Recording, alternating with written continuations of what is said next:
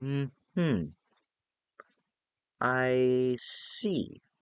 Hey guys, how's everybody doing? Since I reviewed the first Batman movie, here are my thoughts on Batman Returns. Before I begin, I want to give a little history lesson on this movie when it was coming out. Now, back in 1989, the first Batman movie was released, who was directed by Tim Burton. If you did not watch my review on that, please go watch it. I'll probably leave a card up here, or I'll leave a thing at the end. But after the wild success of Batman '89, Warner Brothers immediately wanted a sequel. Tim Burton declined to come back, said he wanted no part of it, but Michael Keaton said he would not come back if Tim Burton was not involved. So they were desperate. So they went back to Tim Burton and they asked him what he would want. He said he would want complete control over the movie. Warner Brothers allowed it to happen, and so we finally got Batman Returns. And so here are my thoughts on Batman Returns. No, about that Tim Burton stuff is going to come into play later. Up with my positives on Batman Returns is I like this overall cast. You got Michelle Pfeiffer, you got Danny DeVito, you got Christopher Walken, you got a returning Michael Keaton. I think Michelle Pfeiffer's Catwoman is easily the best Catwoman. I feel that she does the best performance and best portrayal of the character.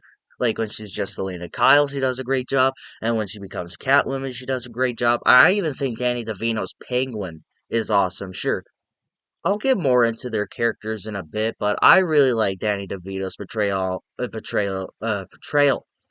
can't fucking talk today. Portrayal on the Penguin. I think Danny DeVito is a great actor. I think he's a very funny actor, and he injects a lot of comedy into the character.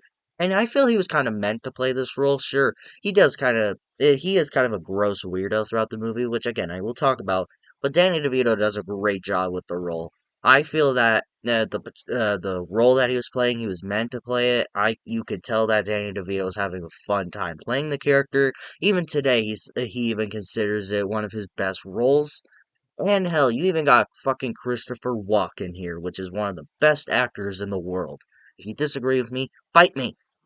But I don't care much for his villain. I don't like his villain that much. I think he's very unnecessary in the movie. But Christopher Walken, he's always a treat to have in a movie, especially when he had that short role in Pulp Fiction, which is still a crime to this day. Tarantino. Anyways, this cast is awesome, especially with the returning Michael Keaton. If you did not watch my review on Batman '89, what are you doing with your time? You already heard all my thoughts on that guy. He is an awesome Batman. I feel he does an even a better job here since he's already portrayed the character. He already knows how to handle him. He does a great job, which I forgot to mention in my Batman '89 review is that apparently since Michael Keaton played Beetlejuice, which is still hard to believe to this day, apparently, a lot of people freaked out when they heard he was cast as Batman because you're getting the guy who just played Beetlejuice, and now you're getting him to play Batman. It's a ballsy move, and it paid off. The Christmas setting of this movie. It's not Christmas season. We still have 6 months, but people still want to celebrate Halloween, which is 4 months away. People are weird. It's not the Christmas season yet, but hey, I guess I'm watching a Christmas movie. But I do like the Christmas setting. It fits the tone, especially with the Penguin. Like he's running for mayor and he wants to kind of show like joy and all like his like crew members and like how they're from the circus and the way they act. I don't know why, but the Christmas setting just always works for me. And I also think that Catwoman does a great job with the Christmas setting because how much she does in it. I just like Christmas is one of the best times of the year, especially when you get to spend time with family. They do a good job with the Christmas setting, and I feel that it just fits the tone of what this movie is trying to do. I don't know why. Maybe because I like Christmas, not because of the presents, because family. Am I turning into Dominic? Much really to say about this movie because basically everything you would have liked, I liked about the first movie, it's carried on to here. Like Michael Keaton, who I just mentioned, especially returning Danny Elfman and composing the score of this movie, and like the direction Tim Burton takes us. Everything that probably anybody liked about Batman '89 is brought right back over to here, and I feel they do a great job with about because they already knew what to do because they already did this before and they're just kind of just giving us the same stuff. But with God, what is going on with my hair today? I'm just gonna do this. That looks stupid. I'm getting off target. Everything you love about Batman '89 is brought back into here. On to my mixed aspects is the comedy of this movie. Now, Tim Burton's comedy, I will agree, is not the best comedy in the world, but it's also not the worst comedy in the world. Now, some comedy elements in this movie, it works. It's goofy. It mostly comes from Penguin. Like I said, Danny DeVito's a very funny person, and he, like I said earlier, he injects some humor into the character, which sometimes works. But sometimes when it seems like it's going the right direction, it decides to take a swerve to the left. Now, like I said, it works sometimes. It got a few chuckles and laughs out of me, but sometimes they just went way too far, which I feel almost every comic book movie does. MCU, excuse me. But yeah, sometimes it works, sometimes it doesn't. Another mixed element is the dark tone of this movie. No, like I said, Tim Burton was given complete control of this movie. He can do whatever he wanted with this movie. And you can tell this is a fucking Tim Burton movie. Now, like I said, I love Tim Burton as a director. I feel he's one of the most underrated directors out there. But for this being a Batman movie, it is way too fucking dark. Like this, like I said earlier, it mostly comes from the Penguin. But there's also times like I said, Batman '89. Batman kills people in this movie, which is still bullshit. He kills people in this movie in a dark way. There's even a part where he straps a bomb on somebody, and then he just falls into a hole and he explodes. Like, holy shit. That was fucking dark. And like with the penguin, he's doing like weird, gross stuff where he's like spitting something out and bites somebody's fucking nose. Like, ugh. But there's also some dark moments where it's kind of like oddly too sexual. I'm not complaining, but it can get too dark in some elements, which I don't mind if for someone who likes Tim Burton's movies. I feel it does go too far some elements, but sometimes it doesn't really bother me. For someone who especially loves horror movies, I don't know if you can tell, but some dark moments work, but sometimes it doesn't always work. Moving on to my negatives. God, my voice is cracked.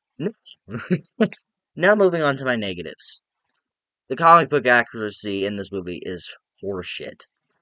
Like I said earlier, Tim Burton got complete control of this movie, so he takes the Penguin and Catwoman, which Warner Brothers wanted, and Tim Burton said, "Sure, we'll do them." But you want to know what he did? Penguin in the comics and video games and other movies with him, he is like this rich person that basically owns the police.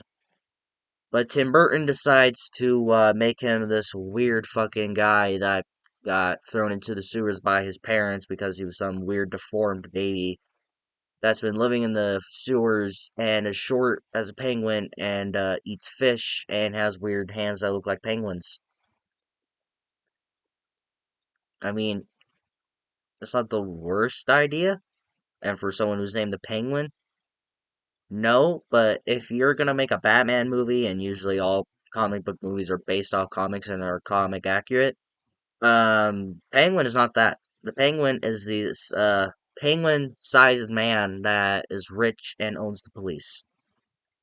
But no, Tim Burton decides to make him this weird fucking guy. Sure, why the fuck not?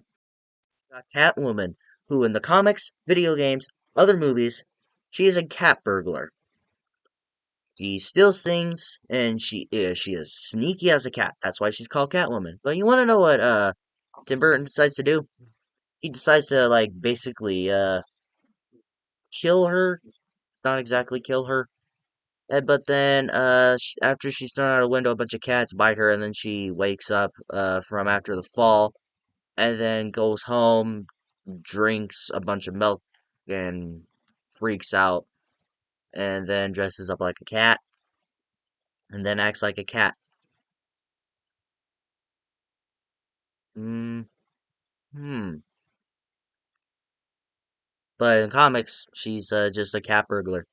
But in this one, she's like some weird fucking um villain that's that weird fucking person that just decides to dress up like a cat and just act like a cat, apparently.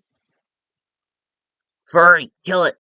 Oh, guys, I don't hate this movie. I enjoy this movie. Maybe for my nostalgic, but I always did prefer Batman '89 over this movie. Some people prefer this movie over Batman '89, which I don't care. Which I think you can have your own opinion.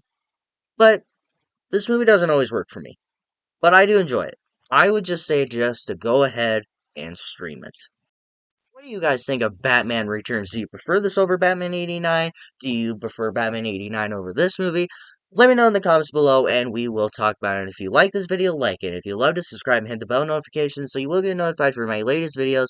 But until my next video, take care.